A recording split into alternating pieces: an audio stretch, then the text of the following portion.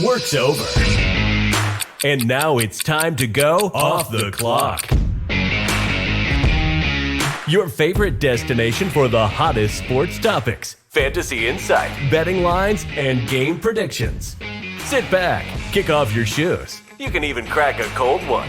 And enjoy the show. Now, here are your hosts, Tyler, Jake, and Rob.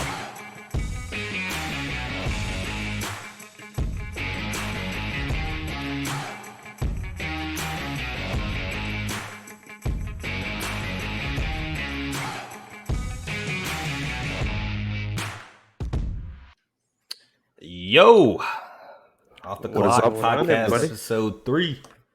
What's up, Jake? What's going on, everybody? Oh yeah, I'm just for all the viewers out there. I'm in a really good mood right now. I'm a trade animal when it comes to fantasy, and I've just been off the rip lately. Somebody's literally gonna have to put some chains on me to hold me down. He's obsessed with trading. So I got the pimp shades on, the $5 Dollar General shades. I mean, you got Joe Mixon for pretty much like chump change in a bag of Doritos. Like, yeah, I walked into my kitchen pantry and I grabbed the old stale Cheetos off the top, and I said, "Hey, Riley Jewell, here you go, dog." Man, let me check this out real quick. For all of our viewers out there, D-Hop and Damian Harris for Joe Mixon. Like, he gets D-Hop. I mean, he's got. He doesn't play for at least 3 weeks. Yeah, he's 0-3 as well. And you don't even know like how like healthy D-Hop is going to be when he comes back. Like when you're 0-3, which that other team is, Riley's team, and you're trading away your pretty much best player, you gotta get more than that for it. But you know what? Yeah, it is what it is. We're grown men; we can make our own decisions. But when he's 0-8, then I mean, I don't think when Jacob. He's 0-6. I don't think Jacob. I'm not, scared of Jake's team, ladies and gentlemen. I think it's, a hodgepodge of players on there. He has no legit quarterback right now. Now that could easily change, though. Don't disrespect the goat over there. I'm looking at Riley's team, and it's like he's in win now mode, and he trades for a guy. Now you're now your two running backs are Damian Harris and Dameon Pierce, who's the Damian duo, Damian 2.0. Well, maybe somebody can snag Kelsey out of his lap since he needs some help. I offered him something for Kelsey. He told me I'm not giving up Kelsey. I actually gave him a pretty good trade, but okay. A couple weeks ago, I offered him, I think it was Mike Williams and Curtis Samuel for Travis Kelsey. Wow. Well, how are we doing this week, fellas? What is this, week 3 of the recorded episode? Yeah, we're on episode 3. I'm very happy about my Packers on Sunday. Showing Tom Tamba down Tampa what's the business. So, man, boy, there's some good games this past weekend. Wait, hold on, time out before we continue. Jake, where's your background? You lost. It's for Sunday. Yeah, it's for the live show. Sunday. We'll be seeing it on the live show. I just want to make sure it's nice and prepared for you. He'll be repping those Chi-Town Bears. It's just for all of our viewers out there. I think Tigre made fun of my jersey. It was a $28 jersey from dhgate.com, which is straight out of Beijing, China. I don't think I made fun of it. I think you told me I had to get a better one. A bigger one, I think. It's a 3X, man. Sheesh. Yeah. I can't accept that yet. NFL.com. Man, when it comes to all the viewers out there, what I'm getting at, I ordered me a $130 Derek Stingley jersey, and I got me a new era Houston Texans snapback coming in the mail to be here next week. So I got the only one in Houston wearing that jersey. Hey, he's played well so far, man. He's played well so far. Our defense is not laughable anymore. Now our offense is laughable still, but we all knew that. Dude, I mean, I know we're getting a little off topic right here, but I'll say this about the Texans. I wish them, I really don't care until, I don't know what week it is when we play you guys, but I don't care any other week of the season. Yeah, I saw that. That's badass. But best case scenario for you guys is to lose some games, man. It really is. That's what you want. As a fan, yeah, we'll be waiting on C.J. Stroud, Bryce Young, one of those dogs just chilling, waiting for us to pick him up. You ain't getting Bryce Young if you keep playing the way. If I was the Houston Texans, you know what I'd be doing? I'd be calling some teams and seeing if anybody wants to nibble at some Brandon Cooks. That's what I was going to say. That guy's been around the block, but Green Bay needs a legit wide receiver. Brandon Cooks would fit perfectly well with A-Rod. I think that all needs to happen. Trade him back to the Rams for a 4th round pick. They like to be aggressive. I think a 4th round pick is probably reasonable for Cooks at this point in his career. There's somebody on that Rams team that's in one of my topics in one of our segments that I can't wait to talk about him, but we won't get into that yet, fellas. How about we dive in for all of our viewers, kind of talk about our power rankings, our updated Week 3 power rankings. Post Week 3 rankings. Yeah, some losses to the big dogs, some wins for the big dogs. So, Rob, I think I'll start it out. So, I think last week we all were. Remind our viewers of our rankings last week. So I think that last week we're all in pretty much agreement with what 1 and 2 was. I think it was like Bills and Kansas. I think that was the 1-2. Jake, do you have the writing down to that? No, that was a pretty consensus thing. I think. Yeah, that was pretty consistent. I think, and then I was I know mine, but I did the sorry, I don't have it written down. I just got done with the move and everything. So, I had the Bills 1, Chiefs 2. I think I had the Eagles 3 because I was still worried about Hurts. And then I had Tampa 4, and then Miami 5. Yeah, that was my power rankings. That's what I'm going to go with. So you guys could correct me with that. My updated ones for this week, I still have the Bills 1. I don't give them any hints of doubt going down to Miami, and Stephon Diggs gave it his all. He was like literally passed out on the floor. He was so dehydrated. He worked his ass off. They barely lost that game. They shouldn't have lost that game. 67 pass attempts for your boy Allen. Yeah, so I don't give them any doubt. I do worry about that defense now with Micah Hyde out and Poyer's out too. So, but I still think they're still a number 1 team in the league. Number 2, I'm going with the Philadelphia Eagles. The Eagles, the teams they played haven't been really like, oh my God, like the dangerous teams, but they've been pretty consistent. Bottom 25% of the league teams. Yeah, but they've been pretty consistent. The 3, the Vikings should have gave. Actually, no, the Vikings aren't bottom 25% of the league team, but I think the Vikings should have gave them more of a challenge than what they should. But I think that's just the Monday night curse for Kirk Cousins. But I have to go off the record and how good they're playing right now. Number 3 team. I got a lot to say about the Green Birds. So I'll wait though. Well, number 3, I actually have Miami. I think Tua and that offense is clicking. I think that coming from behind, not just once, but twice, once against the Ravens last week and then this week against Buffalo, it's hard for you not to put them at least within your top 3 or even top 5. So I got Miami at number 3. Still worried about Tua, but still there. Number 4, I got Green Bay. Going with A-Rod. Went down to Tampa. He was 1-4 against Tom Brady. Went down there. You saw the offense started to click in the first half. Romeo Dobbs is going to. I'm bringing him up again. He's starting to learn. He's starting to get it. The pitcher, especially with Watson out, Romeo Dobbs is going to be the guy going, and with Watkins out as well. Number 4, Green Bay. That defense played really well too. And number 5, I had a little decision if I want to lay Tampa or I wanted to do Kansas. I'm gonna go Kansas, number 5, Kansas City Chiefs. Still Patrick Mahomes' game down there, but you could really see Tyreek Hill's presence missing. They have no one over the top. They just have Kelsey, and defenses are now probably understanding that only thing they need to do is double Kelsey and make Patrick Mahomes and that running game beat them. And I think they're struggling right now because they don't have that deep threat. So I have Kansas 5. Alrighty. Jake, what do you think? Yeah, I want you to go before me here, Jake. Yeah, your boy's still flying high on the Eagles train. I've been rocking with him since week 1. What was your Power 5 last week? My Power 5 was the Bills, Philly, the Chiefs, Philly, the Bucks, and the Chargers. The Chargers get the boot. They got some stuff to figure out in that offense, mainly because of injuries. But, hey, If injuries come, if somebody gets injured on a team, you got to figure it out. So I know they'll figure it out. But for right now, my week 3 power rankings are as followed. I still got the boys out in Buffalo on top. I think they kind of got punched in the mouth. I think they were kind of thinking their shit didn't stink, which a lot of people didn't.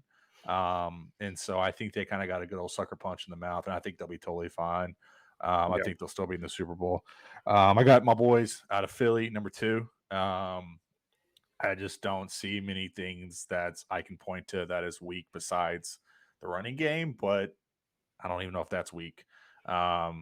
Essentially, I guess when I think of powerful teams, I think of like a stud running back, and they don't really have that. They have Hurts, and they do have options, but not that like bona fide star that's said the Saquons, the Lenny. Like if you put like a Nick Chubb on that running team, then it's like I think that yeah. Exactly. Same with the Bills. Like Singletary is nice out of pass catching, but I feel like if the Bills even had somebody, but enough of that. So yeah, I got the Eagles at number 2. I still got good old Patty Mahomes at number 3. I think the Chiefs are still one of the top teams in the league. I do think you can kind of see the obviously the presence of Tyreek being gone, but I think ultimately at the end of the day, there's adjustments. They brought in a bunch of new guys. With Juju and Valdez-Scantling and guys like that. I think they're trying to figure out the run game as well. CEH, I think, almost got out-touched, or he did get out-touched the other game by McKinnon. Or, Jarrett McKinnon. He's getting out-snapped by him in all 3 games. Yeah. So I think there's a lot of moving pieces. I think the defense still isn't great. So I think they do have a lot of things they'll work out, but I think ultimately they'll be all right. If you remember a few years ago, I don't know if it was last year or the year before, they went through a really cold streak, but I think they'll be all right.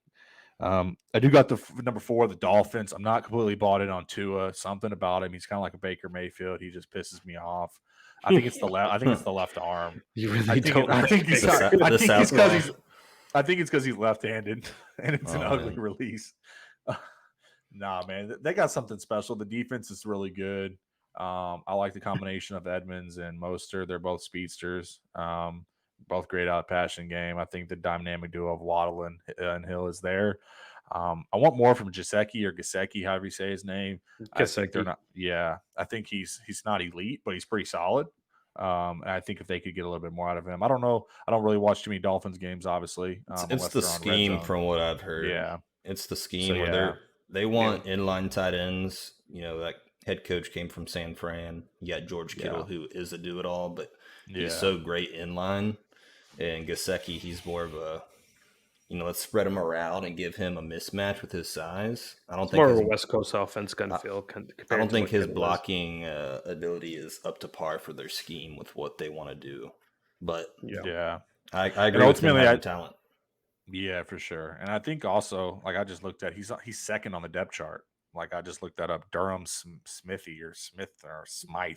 Oh, Who's Smythe. that? I don't even know who that guy is. So like speaking of that, like obviously you got to figure that out. And I mean, Cedric Wilson is banged up. That's their third receiver. So it's like besides Tyreek and Waddle, like if in the down games that they don't go off, I wonder who else they're going to turn to. So enough of that though. We'll keep this rolling and round it out and send it to you, T. Gray. But Bucks at 5. I am worried. The panic flag is up for me. But I'm not raising it all the way. I'm kind of starting to grab the panic flag. But I got to remember, he has no weapons, literally. Like, you can stack the box against Lenny right now, but I feel like in a couple of weeks when Evans, Godwin. But he had no weapons in New England, so you can't use that excuse as Tom Brady. Yeah, like Gronk, Edelman, Wes Welker, Randy Moss. Todd Bowles. His Super Bowl seasons were not. And Todd Bowles isn't Tom Bowles isn't Bill Belichick either. And so, but I mean, they're not going to crack. They're not going to leave my top 5 just yet. I mean, they did get a loss to the Packers, but I mean, I think whenever he has Evans, Godwin, and Julio, I mean, those are straight dogs. So I think they'll be all right. So Bills, Eagles, Chiefs, Dolphins, Bucks. Send it to you, T. Gray. Man, if I'm being completely honest, I got some disputes with y'all's list, but I mean, everybody has their own opinions. But I appreciate you guys sharing. But I'm gonna say mine and kind of why I think mine's more accurate. But I mean, y'all think y'all's more accurate too. So, but this is what it's all about. In my last week power rankings, it went from Bills, Chiefs, Dolphins at 3. Then I had Tampa Bay at 4. Actually, sorry, I might have had Tampa Bay at 3, Dolphins 4, and then rounded out by the Green Bay Packers. 4 of those teams played each other. You had the Bills play the Dolphins. You had the Bucks play the Packers. Those 4 teams are still in my rankings, and the Kansas City Chiefs are still in my rankings as well. My power rankings did not change, but the order did. I know everybody's so high on the Eagles, and rightfully so. Come on, man. They're 3-0, Put some dude. respect on their name. God damn. Man, here's the reason why. I almost guarantee you, with me being a Cowboys fan, we play them twice a year. I've seen the Eagles so many times, all right? I'm still just not sold on Jalen Hurts, like I've said. And they've played very poor teams for the most part. Minnesota, I think they're a solid team, but it's Kirk Cousins on Monday Night Football. That's not a test. They played in Detroit, they won by 3 points, giving up 35 to the Lions. And then the past 2 games, they've scored 24 points in the first half, and they looked amazing. And then they lay a donut in the second half. I think when you're looking at these complete teams and you're playing bad teams, you should be handling them throughout the entire game. Now, their defense played awesome last week against the Commanders. The defense is legit. It's Carson It Wentz looks legit, at least. It looks legit. The thing about the Eagles, until I'm fully sold on them, I want them to play well and beat a good team. And once that happens, I'll change my opinion on them, but it hasn't happened yet. So they're outside my top 5. Now, they're not outside my top 10, but they're outside my top 5. I just believe in every quarterback on my top 5 a little bit more, except for Tua. He's kind of in that same category. But I think the weapons that they have in Miami and the coaching staff is better than what they have in Philly, personally. I'll take Waddle and Hill over A.J. Brown and Devontae Smith.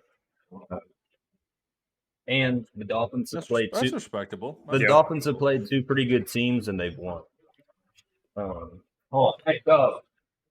It's Sorry, pretty guys. impressive that it's fine. It's pretty impressive that the Dolphins have actually came back on 2 really good teams. I mean, the Ravens is still no joke. I mean, the Ravens are still a good team. The Ravens are in my back. top 10. Ravens are in my top 10 teams. But here's the list right now.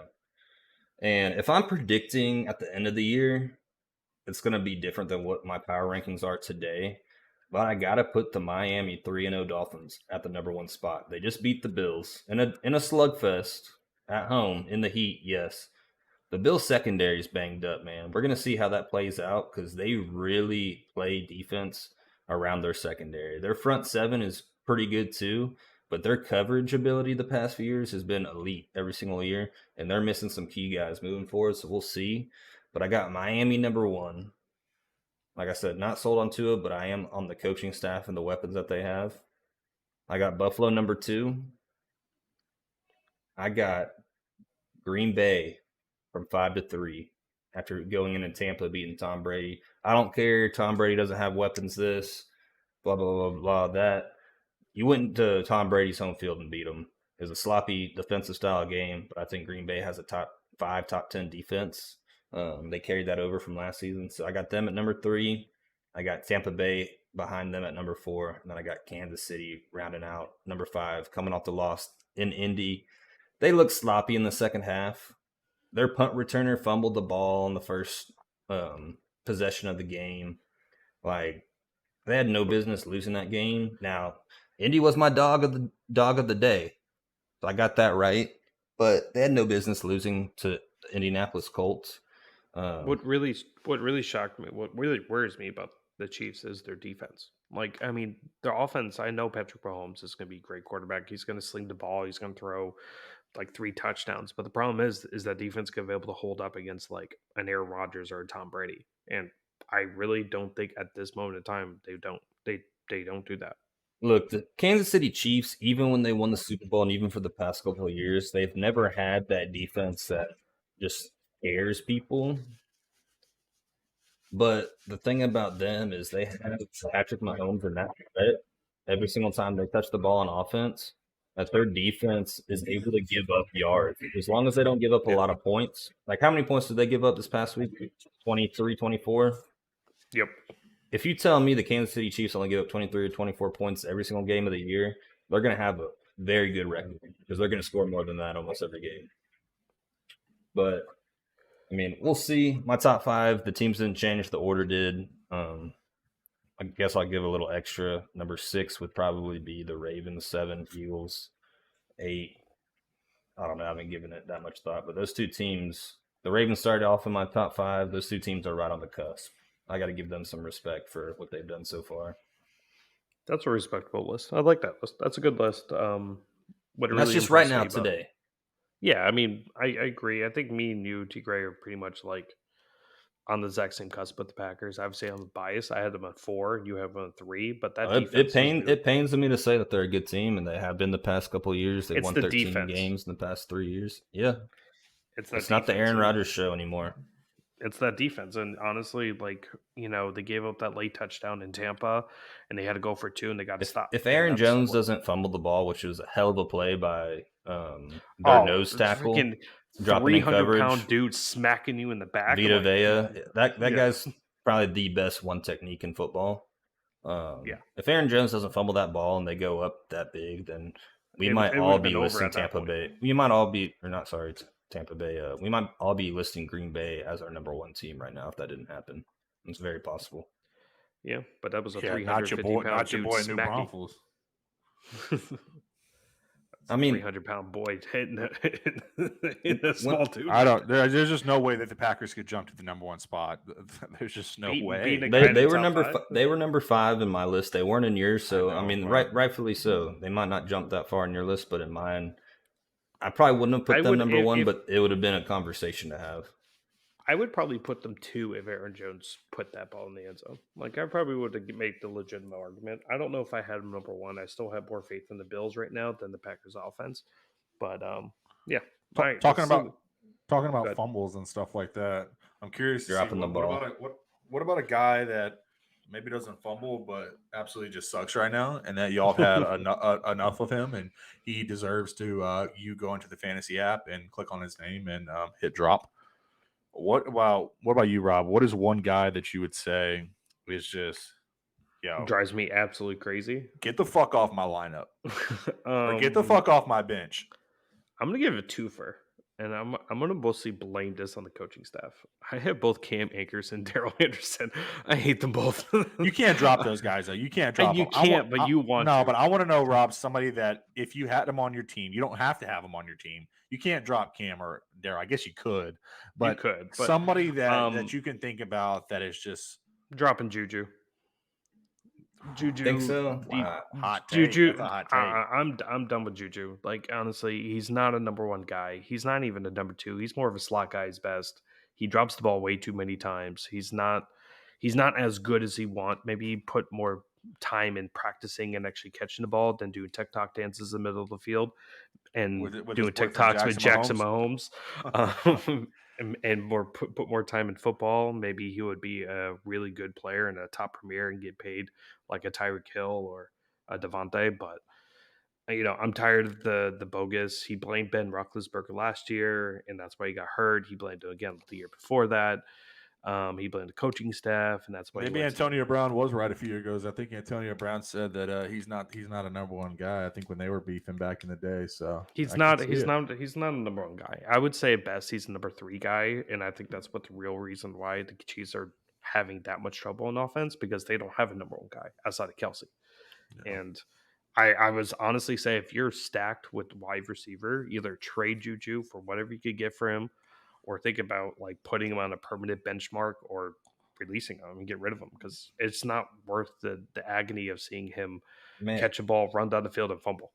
I think Juju's value preseason compared to what it is now, I mean, it's night and day, but I don't think that you in any world drop Juju from a team right now. It's because he plays with Patrick Mahomes. Tyler, if you're sitting there with like, if you're in like a 10-man league. I'll use Jake as an example. If you're sitting there with like Debo, Devontae, oh, here he goes, and here he goes again, and good flex running backs, and Juju Smith-Schuster, are you going to bench Debo? Well, luckily Devontae? I traded him and paid somebody money to get him off my team. So exactly my point. Exactly, Jake paid somebody to take Juju off his team. Like, that's how bad he is. Dude, Jake, man, after this season, we might have to take you to like fucking counseling. What is it called? Counseling, rehab, or something for fantasy trade, man. Like, dude, you are addicted to it. I love it though. That's not the first time telling me. People tell me I'm addicted to gambling. I'm addicted to drinking. I mean, I'm addicted to fantasy trading. You like the thrill of mixing and matching, sending people around on your imaginary football team. I love it. I'll stay up all night. My girlfriend is pissed at me. Last night, Rob was blowing me up, and we were talking trades. She literally looked at me and said, "Put your fucking phone down." I was just mashing that. We got that trade done.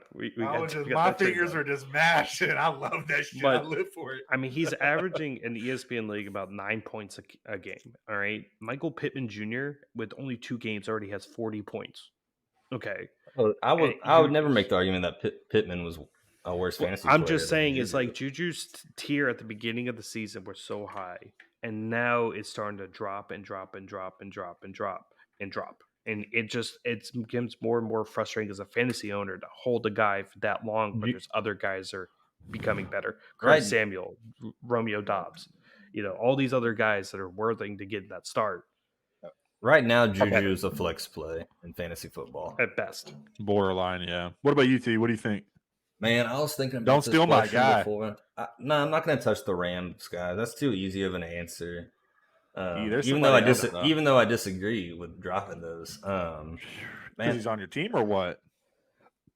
No, just because of the sheer value with that offense, the potential. But do you think you're holding on to his name value as well? Hey, let him get it out, and then you can. I mean, in terms of A-Rob, you just can't what.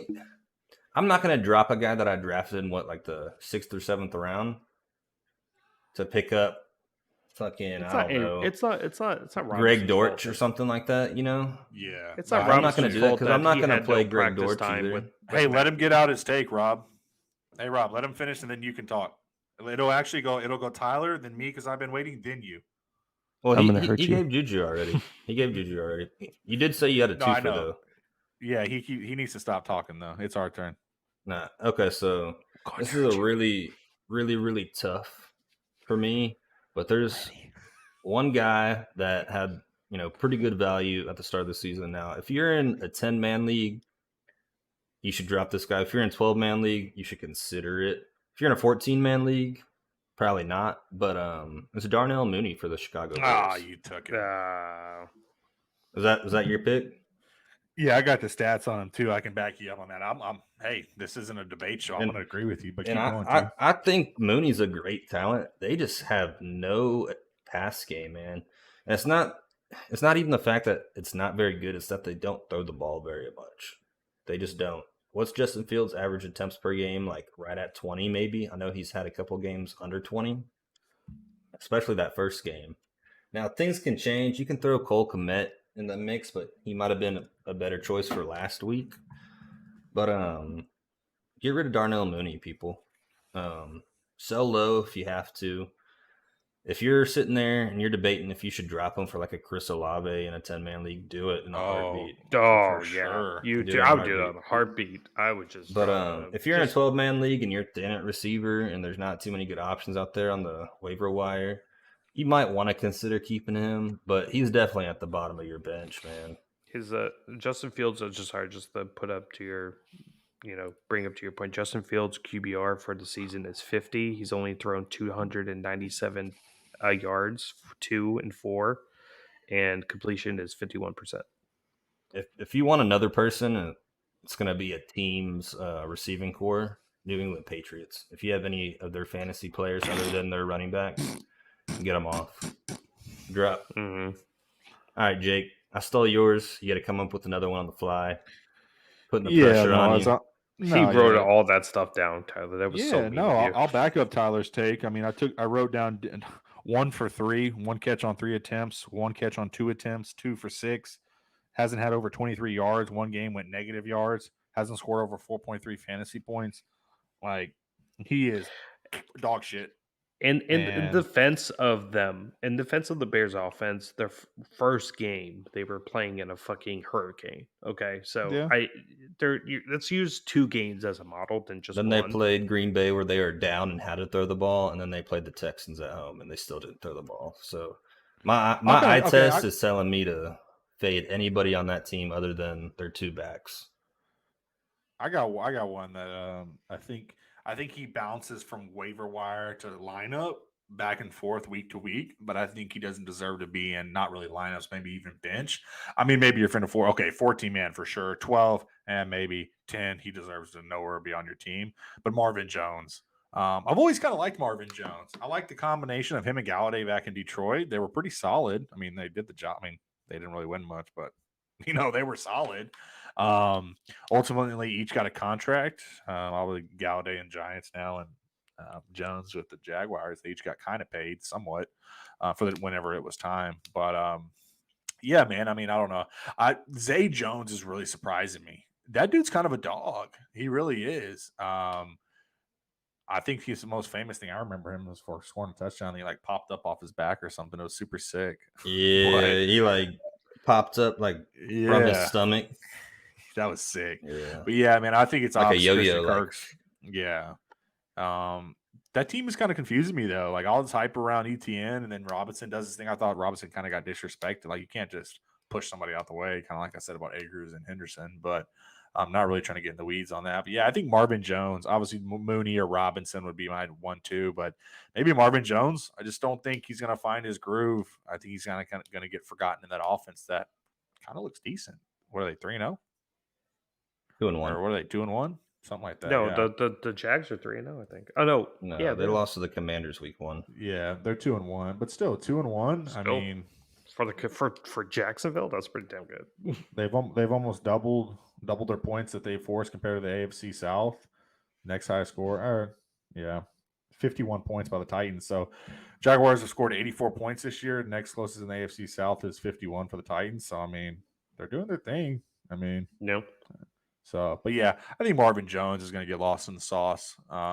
You're probably not ever starting him, but that could be somebody. But yeah, fellas, if y'all want to keep that rolling, we can. Maybe... You want to give your twofer, Rob? No, I was going to say, I would consider. I mean, I'm going to give a twofer, like Darrell Henderson and David Montgomery. Don't drop them, but it's time to start thinking about more flex options between those two. At least Cam Akers, Jake, relax. I think a lot of people probably might have had David Montgomery penciled in as their RB2. Why would you ever drop David Montgomery? I didn't. I say put him as more of a flex option and bench. If you listen to me, then maybe you could hear it. David Montgomery is very injury prone. Okay.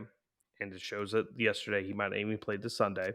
He has a very good backup running back in Herbert, and we all can kind of agree with that. He actually gets more rushing yards. True. If Herbert is available for you, I would move Montgomery to the bench and have Herbert there and see what happens. I would think that if Montgomery's hurt more than 2 games, you're going to actually see a transition of who's actually going to be the RB1 of that team.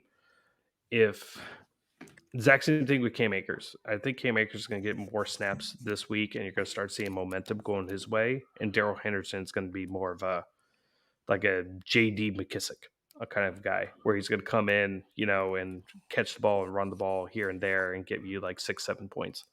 It's so unfortunate for Monty as well, just to touch on that. This is his contract. I remember seeing something. This is his contract year. So obviously the year that he's trying to get paid, and then very unfortunate. They relied too much on the run game, man. Kind of goes back to our take about Mooney. They just have no passing game, like none whatsoever. Like, and it's crazy that Monty and Herbert can still do something. Like they still rip off runs when everyone's just stacking. I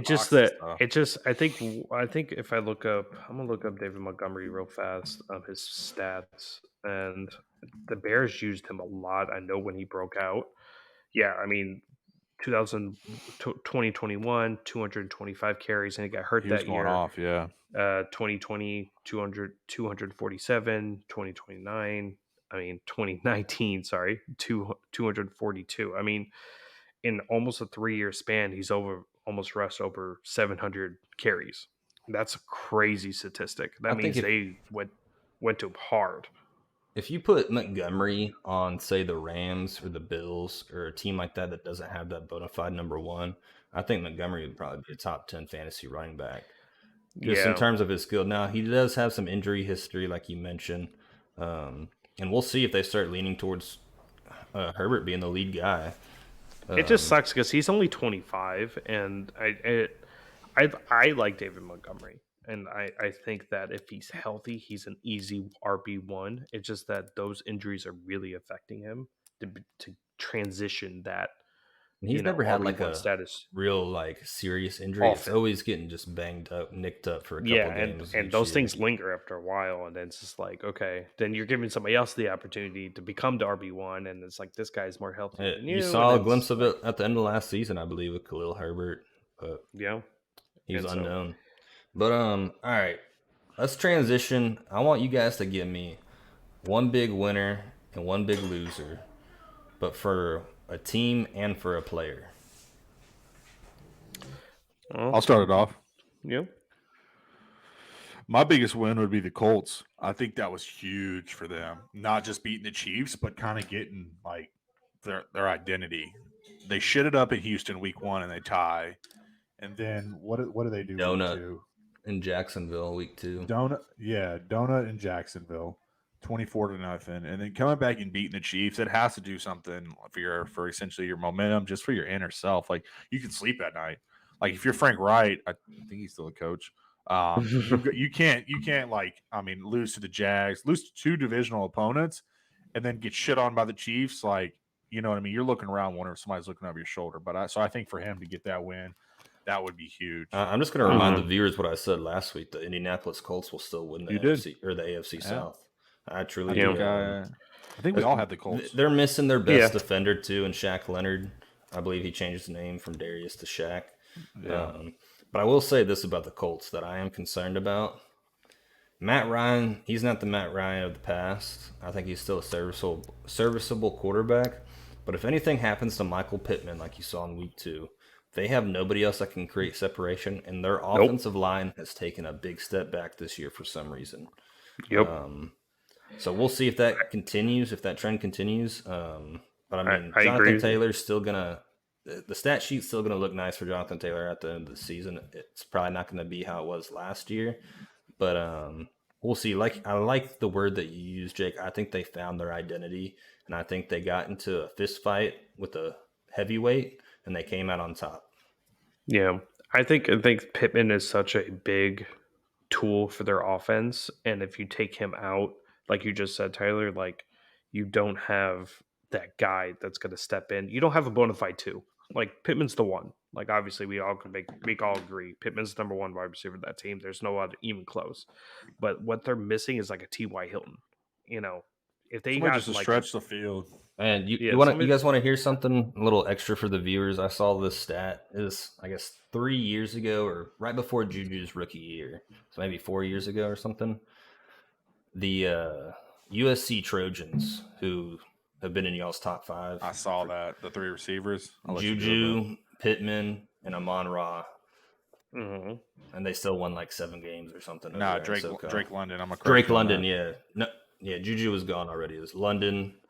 Yeah. Who, I mean, is looking like a bona fide number 1 NFL receiver. I know he was the number 1 receiver on the Cowboys draft board this past year. Drake London was. Yeah. I know that. So let me round this out. Let me round this out. So biggest W's, I'd say Colts for getting their momentum back. I'm going to speed this up for our viewers so we can all get it out. Biggest W is Colts. Biggest L's is the Patriots. I think it's time to move on from Mac Jones. I think he's dog shit. He's not the answer. Everyone thought he was the second coming of Tom Brady. He's not. It's pretty apparent. I mean, I understand you have to have patience with certain guys, but I think it's pretty apparent. He doesn't have the mobility. His arm strength is His accuracy is Does he have the best weapons? No, but kind of like we talked about earlier, did Brady? Probably not. He had Gronk, he had Edelman, stuff like that. But so those are my 2 teams. And then my biggest L's and W's for players. Biggest W is Lamar Jackson, 300 yards, 5 touchdowns. He just continually goes out there and proves that he's going to get that big boss contract. And then my biggest L would probably be Derek Carr. I think Vegas is starting to panic. I mean, you start out 0-3, you go out and get Tay Adams, your boy Rob, and you're just kind of they've lost in some pretty bad ways too. Yeah, I mean, it's that defense that worries me. Like the offense, I know could perform, but the defense. You had no business losing at home against the Titans after a hard overtime loss. Maybe you had a hangover from the week before, but I think the clock's taken on Derek Carr as well. I know he just got that contract, but unless has a no trade clause, or I don't know how contracts work, but I'm not saying you're trying to trade him right now. It's not what I'm saying, but I've always been skeptical on him. I think he's a little bit better than his brother David, who's all H-Town native. Wow. But yeah, so I think the time's definitely ticking on Derek Carr. I'll pass it to y'all though. Derek Carr, I mean, I could easily say he's my biggest loser, but I'm going to go in a little bit different direction. My biggest loser player-wise from this past week, it's kind of a weird take, but it was Mike Evans getting suspended. I think his suspension gave Tampa Bay hardly any options out wide. Sorry, my dog's jumping up on me. And he really screwed that team over. An in-conference game against a top team, and you saw what the Tampa Bay offense is going to look if they are missing their top playmaker. I know Julio was out too. Godwin's not there, but Mike Evans is the clear-cut number one receiver. I think he's a top 10 receiver in the league. And his selfishness in that game before against the Saints, I'm not going to say he cost them the game because he didn't play, but because he didn't play, they had their hands tied from the start. My biggest winner as a player, and I'll say another big loser right now, Austin Eckler. He got 4 carries last week. He did catch, I think, 7 balls. So if you're in a PPR league, he's still viable. Obviously, you're going to play him no matter what. But where's their run game over there? With Justin Herbert, dealing with some rib issues, why don't they try to run the ball more? It's not like he ran the ball for 10 to 15 times and got stuffed. He ran the ball 4 times. Like, take some pressure off your young quarterback who's dinged up. But my biggest winner this week, I was going back and forth with myself, and I want to say a couple different people, but I think the biggest winner is Ezekiel Elliott. I think he showed people that he still can be an option in fantasy football. I think his volume's going to always be there. Is he the Zeke of the past? I wish. You got Pollard. I think that's what we don't want to let go. We don't want to let go of the Zeke that came into the league in 2015. Yeah. Just, you know what I mean? We don't. I'm not even a Cowboys fan, and I don't want to accept it. But you still start him every week in fantasy football. Oh, you have to, unless you're in maybe a 10-man league. But my biggest winners and losers in terms of teams, I like the Colts answer. I think the biggest winner is Jacksonville Jaguars going into L.A., beating the Chargers. Yeah. Yes, Herbert was dinged up. Joey Bosa got hurt early on. Is he out for the year? I can't remember what his injury was. He's out. He's on IR. He'll be out for the next 4 weeks. Their stud, second-year left tackle, Rashawn Slater, he's out for the year, torn bicep. Yeah. He's a stud, man. He's a future left tackle. But, the Jacksonville Jaguars with Doug Peterson. Doug Peterson, remind you not, won a Super Bowl with Nick Foles. Hey, it's not like a crap joke. I think he's proving to people that they should have hired him last season instead of Urban freaking Meyer. But he's got them in a really good place. Their offense is balanced. Trevor Lawrence is, you see year 2 Trevor Lawrence right now. He's developing into what everybody thinks or thought he could be. So they're my biggest winners team-wise. My biggest losers of the week. Man, I want to say the Chiefs just because they got beat by the Colts. I think that's more about the Colts and doing what they did more so than the Chiefs just laying a complete dump. There are some problems that we've already talked about on the show today with the Chiefs. But how about the dang I'm blank right now. Sorry guys. How about the New York Giants? I'll just go with the New York Giants. I love calling them the biggest losers. Start off 2-0. The hype's behind them. Saquon's looking nice. The Cowboys dominated that game. The Cowboys should have won by 2 scores at least. They really should have. Dominate the first half. Very first drive, you get a holding penalty that, backs you up. Go on defense. They get called for a phantom hold. Saquon Barkley just dropped the ball. I went back to watch the all-22 film from the end zone view. He didn't even touch him. Phantom call. But look at that offensive line. Now, I'm real high on my Cowboys defense, but Daniel Jones got sacks. He got pressured the most by any player since 2009. I think the y'all's defensive line looked really good. Yeah. I think the New York Giants are not far from where they were a year ago. even after their hot start. I don't think they're that far. I don't feel like we heard much about Thibodeau either out of Oregon. Like, you'll see him make one player. Like, I think he deflected a ball, I think yesterday, and raised his hand. I'm like, bro. Well, he just got that was yesterday was his first game. I mean, Monday was his first game. I didn't even think he was going to suit up, but he ended up going out there and toughing it out. But so I'm going to segue into mine real fast, and we get to Thursday night picks to wrap it up. I'm going to go player. I'm going to go biggest losers to player. New Orleans. I think it's time to call it. Jameis Winston is not a good quarterback. He's not your viable option. You need to get somebody else. Andy Dalton got reps today. Winston sat out. It's just not working there. You guys are always playing behind when he's the quarterback. Just the decision making, the interceptions. Like, even his former teammate even said, he threw 35 picks. He said last week, he throws 35 picks. We knew he was going to throw another one. Like, that's not something you need to. They can't run the ball, and that's their biggest issue, in my opinion, Rob. Well, they can't run the ball because they're not afraid of Jameis throwing the ball. Like, they're not afraid of him. Like, they want him to throw 300 yards a game because they'll pick him off 3 times. Like, it's time to get rid of him. My biggest winner player would be Romeo Doubs. Romeo and Aaron. I mean, we always hear from, if you ever watch Packer games, that they keep comparing Romeo to Devontae. I think it's more of a work ethic thing with them than anything, but you saw it on Sunday. Like, he got his first touchdown. With Aaron, he was very communicative. He understood what Aaron was doing in certain cases. There's still a lot of work he needs to do there. But Romeo Doubs is my biggest winner, and I'm gonna segue into my biggest winner for team, Green Bay. Green Bay's defense, preferably compared to the offense, because it still needs a lot of work. Holding Tom Brady to 12 points. And you guys could say, well, Tom Brady didn't have targets. He was in New England. Remember those Deion Branch days and Tim Brown days? He had no targets there too. So he still made it work. I mean, it's 12 points in Tampa. It's still, a good thing to do. That defense is really showing up. And Gary is probably going to be, he's going to probably be competing against Parsons for Defensive Player of the Year this year, because he gets on the quarterback very fast. Loser. I mean, I'm gonna go back to New England. Like, I agree with Jake. Like, Mac Jones, is time to go. They need to have another option there. Go trade back. Go get Jimmy G back next year and go get him. He's a better option quarterback than Mac Jones is.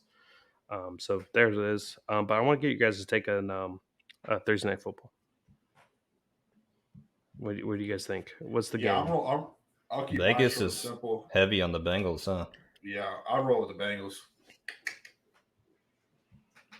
I think this is the game they kind of get their identity back. I saw Mixon's cleared, good to go. The receivers are good to go.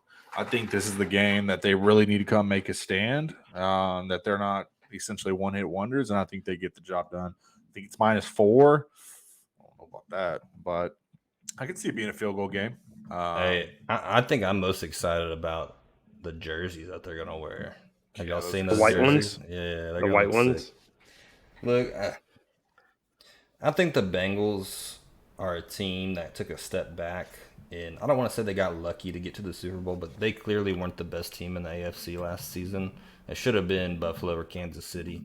That should have been the AFC Championship game. But that offensive line, they addressed it. They didn't solve the issues.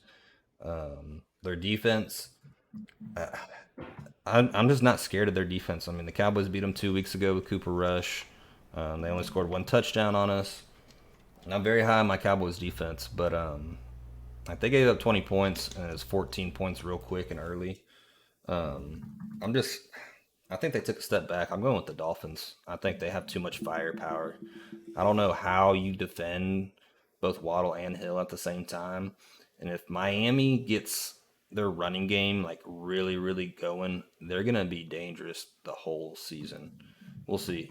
Unless Tua really just regresses, I just don't see them being a non-playoff team. The Cheetah's already talking shit, saying how much he wants Eli Apple. I think he's going to eat his ass up. I think little bold prediction for our viewers. I think Cheetah goes 10 for 13, 180, and a tutty. 10 for 13, so that 180, that'll be 28. I got the Dolphins. I got a 30-point performance for the Cheetah. I got the Dolphins. I just don't think the Bengals have a good defense. That's going to stop Waddle and Hill going down the field. Even if Tua's hurt, I think they could go in there and still, at least make it a 4-point game with that downfield threat.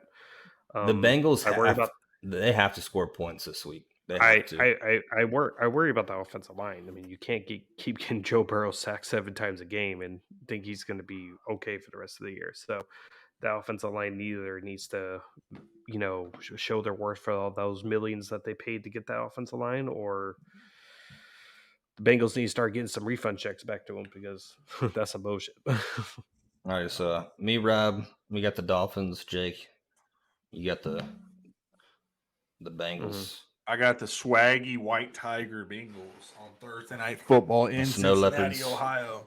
The Snow Leopards. Those are sick. I might. If the Bengals win that game, I'm not going to be shocked by any means. I have the Dolphins number 1 in my power rankings right now for a reason. I think that they're so deadly out there with those 2 weapons, and I didn't think this was going to be the case. But Waddle, he's in year 2 now. I mean, that guy is awesome, and we already know what Tyreek Hill is. I think just that pure speed, it opens up the field for everything else that they want to do.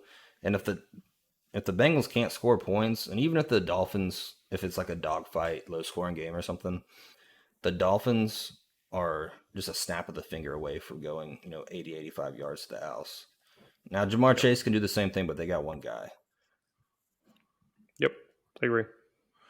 Really quick, for our viewers, this is what it will look like on Sunday. A little preview. I'm very sad. I'll have all my Texans jersey. Won't have my cap yet, but yeah, the good old Bears. But all right, so I think that's all we wanted to talk about this week in terms of football. It's football heavy right now. We're gonna kind of go back and forth when other sports start coming on TV and stuff. But another sport did just kick up. I want to talk some baseball next week as the playoffs start. But I want to talk about the NBA real quick, just because I'm a big basketball fan. I know, Jake, you're a huge basketball fan. The NBA, in my opinion, I've lost more interest each and every single year just because the way that it's officiated, the way it's played now compared to 10, 15 years ago. But I want to know both of y'all's MVP picks for this upcoming NBA season and your finals predictions. Steph MVP, Warriors, Nets, Warriors in 6. Oof. I'm going Giannis MVP. And I'm going to